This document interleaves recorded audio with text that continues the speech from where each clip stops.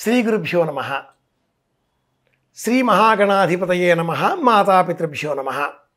ఆశ్వీజ మాసంలో శరన్నవరాత్రులు, దేవీ ఉత్సవాలు, కార్తీక మాసంలో దీపారాధనలు, మార్గశీర్ష మాసంలో భగవద్గీత పారాయణులు, పౌష్య మాసంలో సూర్య సంబంధిత స్తోత్రాలు, ఇలా ప్రతి నెలలో కూడా ఏదో ఒక ఉత్సవాలు ఉండగా ప్రత్యేకంగా 12 మాసాల నిడివి గల ఈ సంవత్సర పుణ్యకాలంలో 4 నెలల కాలాల పాటు పాటించేటటువంటి విధులకు చాతుర్మాస్య వ్రత దీక్షలు అనే పేరున్నాయి.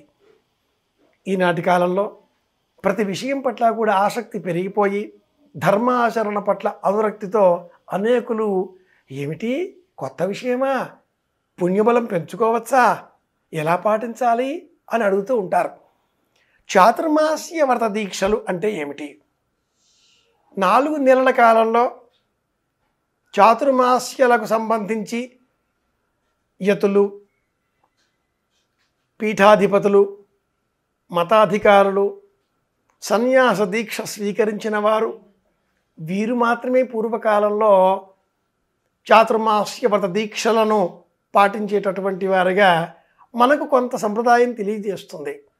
కానీ నిజంగా గమనిస్తే బ్రహ్మచర్యము, గృహస్థము, వానప్రస్థము, సన్యాసము అనే 4 విధాలుగా ఉండేటటువంటి సంప్రదాయ జీవన విధానంలో ప్రతి వ్యక్తి ఈ చాతుర్మాస్య వ్రత దీక్షలను అనుసరించాలి అంటుంది ఆచారకాండ. చాతుర్మాస్య వ్రత దీక్షలు అంటే ఏంటి? పీఠాధిపతులు, యతులు, మతాధికారులు, హంస, పరమహంస, కుటీచకుడు, బహుదడుగు ఇలాంటి పేర్లు కల వాళ్ళంతా కూడా సన్యాసాశ్రమాలు స్వీకరించిన వారు పాటిస్తూ ఉంటారు. కుటీచకుడు నిర్ణీతమైన ఒక స్థలంలో ఆశ్రమం నిర్మించుకొని అందరికీ బోధించేటటువంటి సన్యాసి. బహుదకుడు అనేక ప్రాంతాలలో సంచారం చేస్తూ అందరికీ ధర్మబోధ చేసేటటువంటి సంచారి. హంస, పరమహంస అలౌకికమైన జీవన విధానాన్ని అనుసరించి సన్యాసాశ్రమంలో అందరికీ ధర్మబోధ చేసేటటువంటి మహనీయులు. ఇలా మనం కుటీచకుడు, బహుదకుడు, హంస, పరమహంస అనే పేరు గల 4 విధానాలుగా ఉండేటటువంటి పీఠాధిపతులు, మతాధికారులంతా కూడా ఆషాఢ మాసంలో పౌర్ణిమ మొదలుగా చాతుర్మాస్య వ్రత దీక్షలను పాటిస్తూ ఉండగా గమనిస్తూ ఉంటాం. గృహస్థ ధర్మంలో ఉండేవారు కూడా పాటించవలసిన విధులు కొన్ని ఉన్నాయి. ఈ విధులు ఆహార నియమాలకు లోబడ్డవి.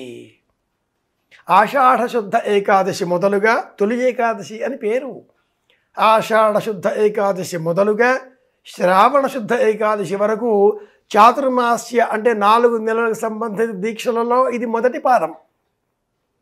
అలాగే శ్రావణ శుద్ధ ఏకాదశి మొదలుగా భాద్రపద శుద్ధ ఏకాదశి వరకు 2వ పాదం.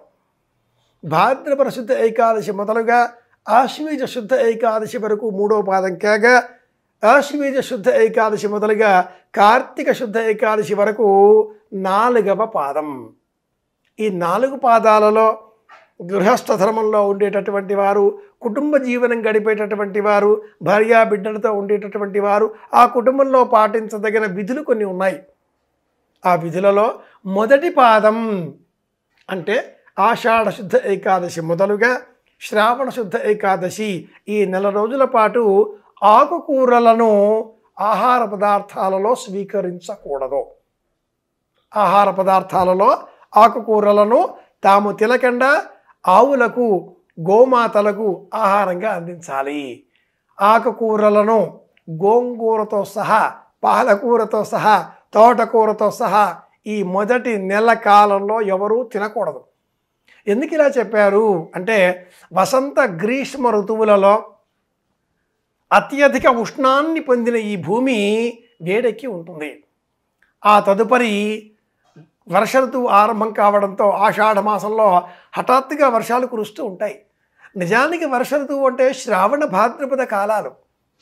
చైత్ర వైశాఖములు వసంత ఋతువు, జ్యేష్ఠ ఆషాఢములు గ్రీష్మ ఋతువు అని చెప్పినప్పుడు చదువుకున్నాంగా.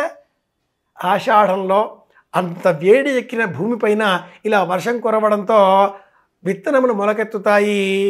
అలా మొలకెత్తిన ఆ పత్రములు, ఆకులు, ఆకుకూరలు వాటిలో ఈ భూమిలో ఇంతవరకు నిక్షిప్తమైనటువంటి అధిక వేడి దాగి ఉంటుంది. అది దేహానికి హానికరం. గోమాతలు మాత్రమే జీర్ణం చేసుకోగల శక్తి కలది కనుకనే మనం ఆహారంగా తీసుకోకుండా గోవులకు ఇది మొదటి నియమం. రెండవ చాతుర్మాస్య నియమంగా శ్రావణ శుద్ధ ఏకాదశి మొదలుగా భాద్రపద శుద్ధ ఏకాదశి వరకు పాలతో చేయబడిన ఉత్పత్తులు పాలు ఆహారంగా తీసుకోకూడదు. తదుపరి మూడవ పాదంగా భాద్రపద ఏకాదశి మొదలుగా ఆశ్వీజ ఏకాదశి వరకు పెరుగును ఆహారంగా తీసుకోకూడదు.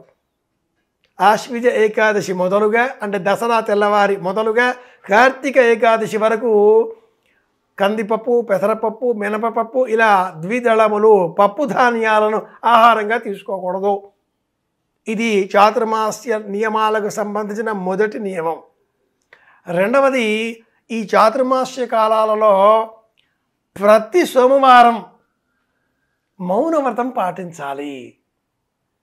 మూడవ నియమం, ఎంత వీలైతే అంత ఈ చాతుర్మాస్య కాలాలలో గోసేవ చెయ్యాలి, ప్రయాణాలు కట్టిపెట్టాలి.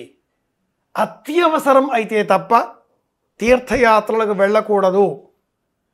కార్యాలయం, ఇల్లు ఈ రెండు మినహాయించి మరి ఒక చోటికి వెళ్ళకూడదు.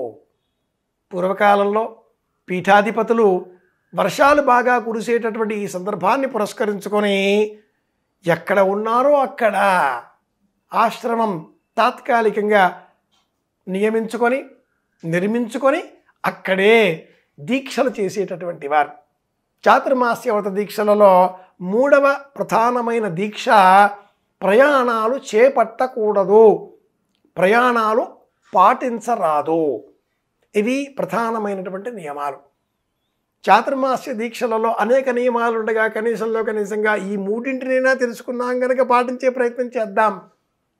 ఆహార నియమం, ప్రవర్తన నియమం, ప్రయాణ నియమం అనేవే ఈ మూడు. సలక్షణంగా తెలుసుకున్నాం, పాటిద్దాం, అందరి క్షేమాన్ని కోరుదాం. మళ్ళీ కలుసుకుందాం. మీ వెంకటరమణయ్య గారి పెద్దబ్బాయి కాకునూరి సూర్యనారాయణమూర్తి. శుభమస్తు.